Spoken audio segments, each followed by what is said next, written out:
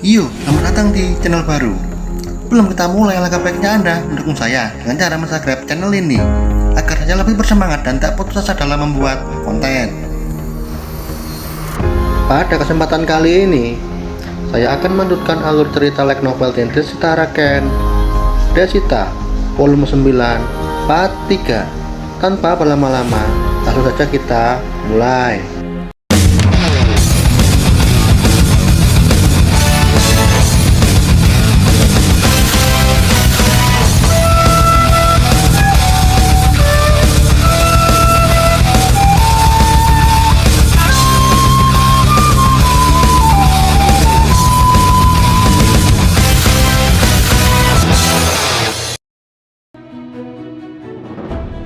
Cerita dilanjutkan dari datangnya Kiara dan Urusi di medan pertempuran. Tanpa peringatan, Kiara dan Urusi menghancurkan musuh-musuh kurang dari 10 menit. Dan semua musuh hilang tak tersisa. Itu adalah kekuatan sejati seorang pahlawan. Kiara sangat bangga dalam usianya yang sudah nenek-nenek. Kiara tidak mengira bahwa dirinya akan bisa menggunakan kekuatan barunya. Kemudian, Kiara dan Urusi mengejar sisa musuh yang melarikan diri dan akan membantu Fran setelah semuanya selesai. Di sisi lain, Maya muncul dari dalam ledakan api yang sangat dahsyat setelah melenyapkan para musuh lalu turun menemui Fran. Ketika sampai, Fran menyambut Maya dengan pujian dengan mata yang dipenuhi bintang-bintang. Namun, tidak dengan Kuina. Dia menyambut Maya dengan tatapan dingin dan berkata, "Coba jelaskan, melakukan serangan seperti itu saat temanmu masih ada di sisimu." Dengan gagap Maya menjelaskan dengan berbagai alasan. Namun, Kuina masih tetap marah. Baginya, mungkin Fran dan dirinya bisa menghindari serangan itu, tapi bagaimana dengan petualang tingkat D, E, dan G? Melihat Maya tidak bisa menjawab, Kuina menghela nafas dan berkata, "Baiklah, mungkin sudah waktunya untuk meminum teh." Mendengar minum teh, Siso tercengang. Minum teh di medan pertempuran seperti ini. Lebih parahnya lagi, Fran dan Maya setuju dengan Kuina. Siso tidak menyangka mereka berdua dan pembantu sama-sama somplak. Saat melihat Kuina mengeluarkan meja pus kursi dan alat penyeduh teh yang entah dari mana asalnya, medan pertempuran berubah menjadi area wisata dalam sekejap. Siso berkata, "Fran, apa kau lupa dengan kucing hitam?"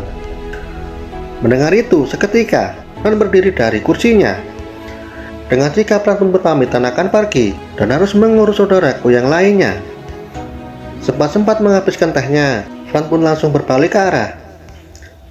Namun, hal mengejutkan terjadi.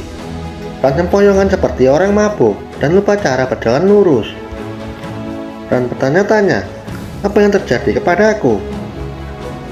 Kuina menjelaskan, tehnya terbuat dari rumput roh yang memiliki sifat penyembuhan dan penundaan sampai bisa bangkit kembali. Siso penasaran dengan apa yang Kuina lakukan adalah gila. Dari mana dia mendapat semua ini? Dan anehnya, semuanya nampak ditarik dari dalam roknya dan bagaimana? Mungkin dia memiliki banyak penyimpanan. Fran pun merasakan yang sama dengan Siso, lalu menanyakan, "Dari mana kau menyimpan semua ini, seperti meja kursi dan yang lainnya?" Kuina menjawab, "Aku menggunakan skill tata krama pembantu. Dan itu adalah keterampilan kelas dari kepala pembantu. Dan skill ini hanya berhubungan dengan pembantu atau pelayan.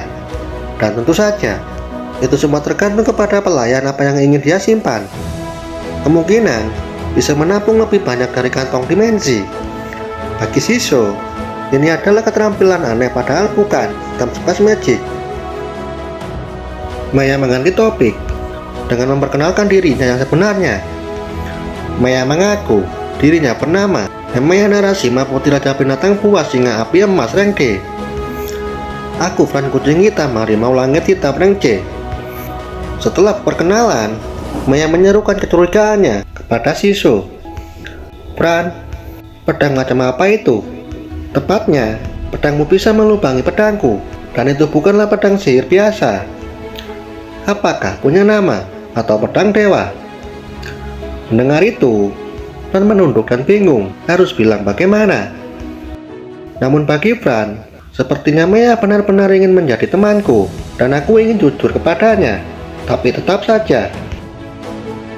Menanggapi kebisuan Fran dengan panik, Maya meminta maaf karena tidak seharusnya menanyakan hal itu. Sebagai ganti, Maya ingin Fran bercerita tentang rahasia dirinya. Dengan itu, Fran pun meminta bantuan Jisoo apa yang harus dikatakan. Tanpa basa-basi, Fran langsung tertuju kepada pedang Maya atas perintah Jisoo. Itu pedang yang sangat indah. Dengan bangga, Maya memberitahu karena Lin tinggal di dalamnya. Namun itu hanya penyamaran. Dan yang sebenarnya, pedang Maya bukan Dark Blade, melainkan Lin Wom, pedang naga yang kejam, dan salah satu pedang dewa. Jisoo mengidentifikasi. Namun, yang Jisoo temukan hanyalah Dark Blade. Jisoo berpikir, apakah pedang ini sangat kuat sehingga aku tidak bisa membacanya dengan baik? Lebih tepatnya, samar-samar. Pada saat yang sama, ekspresi Maya berubah masam karena Maya tidak bisa menggunakan kekuatan penuh pedangnya. Wina menyela, Anda tidak cocok untuk pedang sihir, tapi lebih cocok dengan pedang dewa. Dan itu sudah dikonfirmasi oleh Godsmith sendiri. Mendengar Godsmith, Jisoo langsung mengeluarkan suaranya. Mendengar suara orang lain, Wina dan Maya terkejut dan bertanya-tanya, siapa di sana? Fran tersenyum kecil dan berkata, itu adalah suara Jisoo. Di mana dia? Tanya Maya. Wina menambahkan, aku tidak bisa membacanya, bahkan aku tidak bisa merasakan kehadirannya. Fran pun meletakkan Jisoo di meja dan berkata, Jisoo ada di sini. Melihat itu, Maya terkejut. Pedang, apakah dia gurumu? Fran menjelaskan, Jisoo adalah pedang yang sangat-sangat super luar biasa. Dia adalah senjata cerdas. Jisoo memperkenalkan diri. Seperti yang dikatakan Fran, aku adalah Jisoo. Dan anggap saja, aku adalah pedang yang bisa berbicara.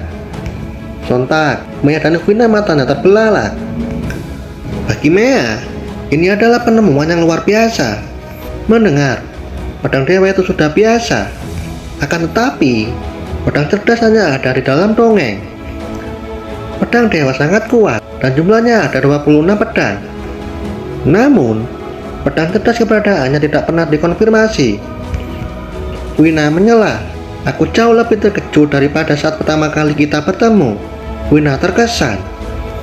Maya bertanya, bagaimana Jisoo bisa menjadi milikmu? Jisoo menjelaskan, ketika Fran masih seorang budak dan dirinya yang hampir mati karena dijadikan umpan pengalian para monster. Dan ketika Fran hampir mati, Fran menemukanku ketika aku terjebak di dalam tanah. Intinya, semua ada di episode 1. Mendengar cerita tragis tentang Fran, Maya menangis. Fran pun menambahkan cerita tentang kekuatan karakteristik Jisoo yang bisa bertambah kuat dengan cara menyerap kristal. Terlebih lagi, mereka tidak tahu asal-usul Jisoo berasal dari mana. Karena itu mereka berharap ada seorang Godsmith yang bisa mencari tahu tentang Jisoo. Mendengar itu, Maya menggelengkan kepala dan tidak menyangka ada pedang yang bisa bertambah kuat. Bahkan naga merah yang berada di dalam pedang Maya hanya bisa setara dengan Maya dan tidak bisa bertambah kuat melebihi majikannya. Fran berkata, jadi begitu. Tapi, Lin akan bertambah kuat jika dirimu bertambah semakin kuat. Dengan sombong Fran menambahkan, tapi tetap saja, Jisoo adalah yang terhebat dan akan menjadi pedang yang terhebat di dunia suatu nanti. Mendengar pernyataan Fran, Maya tertawa dan merespon bahwa Maya akan membuat naganya menjadi lebih kuat sebelum Jisoo menjadi lebih kuat dan akan membuat Lin sanggup menghancurkan sebuah kastil. Mendengar itu, sontak Fran menyela, itu mustahil. Menghancurkan kastil itu akan memakan waktu. Seekor naga setidaknya hanya dapat menghancurkan dalam jangkauan 100 meter. Sontak Maya kecewa. Nani? Fran bertanya, bagaimana kau bisa mendapat naga? Maya menjelaskan pertemuannya dengan Lin. Jadi, Maya sering menjelajahi reruntuhan kuno. dan pada akhirnya menemukan sebuah ruangan tersembunyi yang dimana Lin diabadikan di dalamnya. Kemudian Maya mengambilnya dan membawanya ke Godsmith. Dan pada saat itulah Maya tahu apa itu. Kemudian cerita dilanjutkan hingga Fran memberitahu bahwa siswa adalah reinkarnasi, hingga Maya menyatakan ingin menjadi teman Fran. Beberapa waktu berlalu, mereka mulai membicarakan rencana selanjutnya, yaitu mengejar para iblis yang tersisa. Saat hendak mereka bergerak, secara tiba-tiba gelombang mana besar terasa bergerak mendekat dengan cepat. Gelombang mana tersebut benar-benar membuat Maya dan Fran menelan ludah dan ketakutan. Saat lebih dekat, aura kebencian yang terasa sangat besar semakin mengerikan. Dan ketika terlihat, seorang wanita muda muncul dengan item yang lengkap. Fran berbisik, "Dia kucing hitam." Murelia Narasimha muncul di medan pertempuran. Melihat medan pertempuran, Murelia tidak menyangka seluruh pasukannya telah dimusnahkan oleh ketiga perempuan ini. Namun itu tidak masalah bagi Murelia. Pada saat yang sama, semua mayat monster perlahan bersinar dan menjadi sebuah cahaya. Yisu merasakan mana yang mengalir kepada Murelia sehingga membuat aura kebenciannya semakin kuat. Murelia turun dari langit yang dikawal Valkyrie yang sangat cantik dan beberapa tulahan di belakangnya. Yisu merintih saat mengidentifikasinya. Valkyrie yang baru muncul ini lebih kuat dari Valkyrie yang baru saja mereka kalahkan dengan susah payah. Fran mencoba menguatkan dirinya walaupun gemetar, lalu bertanya, "Siapa dirimu?" "Aku Murelia." Yisu mencoba mengidentifikasi namun gagal karena ketahuan. Bagi Murelia, itu sangat tidak sopan. Baru bertemu langsung mengidentifikasi. Melihat itu, Yisu tidak menyangka bahkan Heaven Chick-nya dinetralkan. Sementara Maya dan Vina terkejut. "Kamu adalah Murelia kucing hitam yang membawa murka para dewa kepada kucing hitam 500 tahun yang lalu." Fran terkejut dan berkata, 500? Apa benar dia hidup selama itu? Bahkan, ras Bisman tidak ada yang hidup selama itu. Maya bertanya, "Apa kau tahu kenapa kucing hitam dikutuk?" Fran menjawab, "Karena mencoba menggunakan kekuatan dewa jahat. Dan aku juga berharap mengetahui cerita yang sebenarnya." Maya mulai bercerita. Dulu, Raja Binatang Buas adalah kucing hitam, dan Murelia mencoba mengubah sukunya menjadi iblis. Murelia digadang-gadang dalang dari semua itu demi mempertahankan tahta. Dulu dia rank B. Begitu mendapat berkat dari dewa jahat, dia menjadi sekuat rank A. Bahkan beberapa kemampuannya berada di luar manusia super. Setelah melihat Murelia berubah di depan matanya, Raja Binatang Buas mencari kekuatan dewa jahat untuk memperkuat sisa sukunya. Murelia diberi wewenang memasakkan rencana itu. Keluarga kerajaan yang menentang rencana itu akan dieksekusi. Dan setelah mendapat berkat dewa jahat, kucing hitam menindas suku lain. Murelia terkenal karena pengkhianatan dan kekerasannya. Bahkan setelah kucing hitam dikutuk oleh para dewa, Murelia masih terus menodai reputasi kucing hitam. Murelia tersenyum sepanjang Maya bercerita. Namun setelah itu, dalam sekejap, ekspresi Murelia yang tenang hancur. Dan kita lanjut di video selanjutnya. Terima kasih sudah menonton.